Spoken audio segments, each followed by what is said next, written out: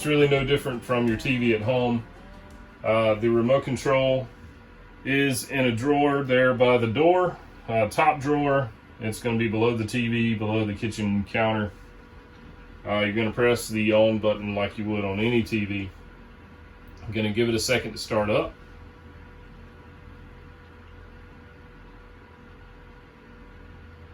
Once it's started, you want to find the correct source, and I'm going to show you how to do over the air. So the source button is here. I'm going to press the source button, and then we're going to use the arrow keys to change it to TV, and we're going to hit enter.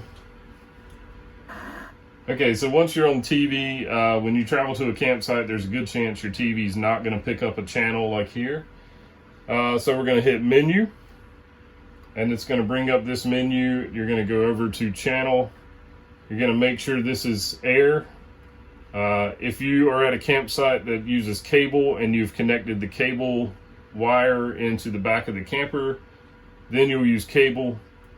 We'll go through that in a second, but right now you're going to be on air. Then you want to go to auto scan and then hit enter. It asks if you're sure you want to auto scan. Yes, you do. Then you're going to let it auto scan. It's going to take a while. And once it quits, you will have over the air channels. Usually there are quite a few, 30 to 50 sometimes.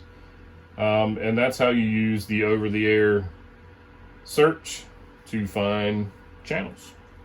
If you happen to be at a campground that has a cable connection, you're going to do the same thing. You're going to make sure your source is on TV. You're going to hit the menu button, go over to channel, go down, change air to cable.